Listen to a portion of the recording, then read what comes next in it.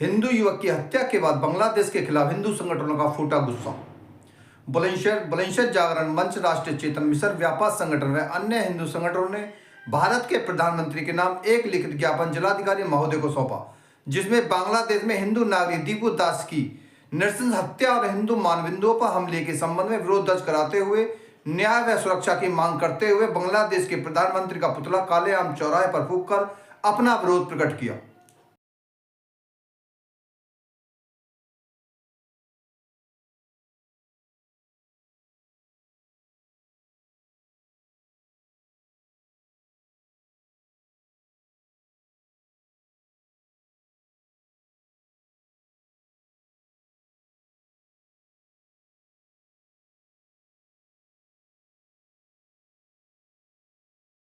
को लेकर के प्रदर्शन क्या, किस सरकार के खिलाफ आपने प्रदर्शन किया?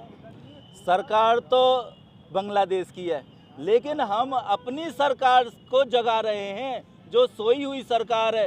हिंदुओं पर कितना अत्याचार हो रहा है। क्या जो वोट देंगे वही हिंदू हैं? अगर वहाँ के लोग हमें वोट नहीं दे रहे हैं, क्या हिंदू नहीं है वो? पूरे जितने भी इस्लामिक देश हैं सारे के सारे एक हो जाते हैं। हमारे हिंदुस्तान ही तो एक हिंदुओं का देश है, जहाँ पे सबसे ज़्यादा हिंदू रह रहे हैं। और इसका जो हिंदुओं के जो प्रधानमंत्री हैं वो मौन है, उनका मौन ही हमें काट रहा है, क्योंकि हमने जो उन्हें प्रधानमंत्री का पद दिया है केवल हिंदुत्व के लिए दिया है कि आप हिंदुओं की संस्कृति लाओ, हिंदुओं की रक्षा करो, क्योंकि हिंदू की भक्षक सारी पार्टियां बन गई, तुम हिंदुओं की रक्षा करो। आज उनका मौन हमारे लिए सबसे ज़्यादा घातक बना हुआ है। मैं अपने देश के प्रधानमंत्री जी से कहने वाला हूं कि हमने आपको अपना हिंदू सरताज चुन लिया, हम आपको शिव की उपाधि देते हैं, तो ये आपने क्या किया? क्यों मौन धारण किए हुए हो? सारा हिंदू जहाँ का भी है, चाहे वो बांग्लादेश का है, चाहे वो कहीं का भी है, वो हमारा ही भाई है। हिंदू भाई हैं। उनसे ये मेरी इल्तिजा है कि आप हिंदुओं के लिए और वहाँ के बांग्लादेशी हिंदुओं के लिए कुछ करो। रोहिंग्या तो पाल रखे हैं यहाँ पर, और वहाँ पे उनके पास अत्याचार हो रहा है। सबसे बुरा क्या हुआ? सबसे एक चीज़ और बताऊंगा, इस लिंचिंग में सबसे बुरा क्या हुआ? पुलिस ने ही जाकर दे दिया उन्हें। और जो शेख हसीना के बारे में मैं आपसे जानकारी लेना चाहूँगा। शेख हसीना हमारे जब तक वो रही, हिंदुओं पे कोई अत्याचार नहीं हुआ। ये हमारा मूल कर्तव्य भी था कि उसकी रक्षा करना हमारी जिम्मेदारी भी था। क्या शेख हसीना का जो हमारे पास उसने ट्रस्ट किया और हिंदुओं को अभी तक नहीं, तो ये जो है बहुत पहले ही हो जाता। हिंदुओं को शेख हसीना ने संरक्षण दिया था, हमारी नैतिक जिम्मेदारी भी हो जाती थी उसे करने के लिए, उसकी सुरक्षा करने के लिए। ऐसा नहीं है कि शेख हसीना को अगर हमने यहाँ पे शरण दे दी तो हम आके सारे हिंदुओं को मार दोगे। अब जो यूसुफ खान है, यूसुफ ही नाम है ना उसका, अब जो यूसुफ खान है वहाँ पे उसने 2 लोग मरवा दिए। राजेंद्र जी, क्या इसका ये कारण हो सकता है कि शेख हसीना के खिलाफ बांग्लादेश में गुस्सा फूटा था, तभी वो वहाँ से आकर के हिंदुस्तान में उन्होंने आकर शरण दी? शायद हिंदुस्तान की सरकार ने उन्हें संरक्षण दे रखा है, इसीलिए शायद बांग्लादेश में ये अगर वो यहाँ पे नहीं होती तो हिंदुओं के खिलाफ तो वहाँ पे लिंचिंग पहले से ही उन्होंने तो सुरक्षा दे रखी थी।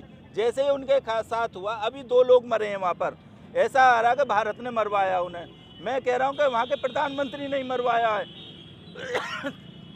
ताकि वहाँ पे हिंसा भड़क जाए और ज़्यादा हो जाए, तो दिखाए कि अभी इलेक्शन कराने के लिए सही समय नहीं है।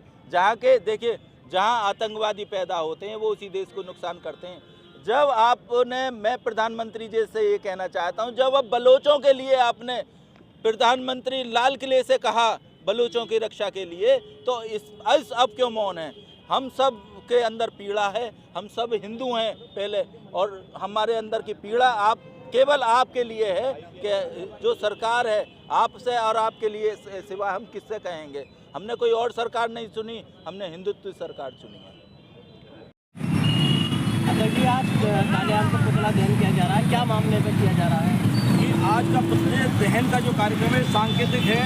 हम अपनी सरकार को बता देना चाहते हैं, जिस प्रकार बांग्लादेश में हिंदुओं पर अप्रत्याशित रूप से हमले पिछले साल से शुरू हुए हैं, सैकड़ों नहीं हजारों परिवारों के साथ में रेप की वारदातें, मारने की वारदातें, धर्मांतरण की वारदातें हो रही हैं। और जो अभी 4 दिन पहले की एक वारदात है दीपू चंद दास के साथ में, वो बहुत ही जघन्य अपराध है जो पूरा संसार देख रहा है। मैं सरकार से मांग करता हूँ अपने चिकन नेक के आसपास का जितना भी हिस्सा है बांग्लादेश का तोड़कर उसको बड़ा कर दिया जाए और जितने भी अपने हिंदू हैं उनको रहने के लिए वो स्थान प्रदान किया जाए। दूसरी साइड में जो मिजोरम से लगा हुआ हिस्सा है बांग्लादेश का, उसको भी सरकार को तोड़कर बड़ा बनाना चाहिए। बांग्लादेश के जब तक 3 हिस्से नहीं होंगे बांग्लादेश अपनी करनी से बाज नहीं आएगा, क्योंकि वहाँ पर कट्टरपंथियों का राज हावी है। वहाँ की सरकार हिंदुओं को मारने पर आमादा है। वहाँ की सरकार हमेशा हिंदू विरोधी है और हमारी सरकार को हम चाहिए अपने सब्र का बांध तोड़े और बांग्लादेश पर जिस प्रकार भी हो सके उसी प्रकार से आक्रमण करे, आर्थिक रूप से और सैनिकों के रूप से।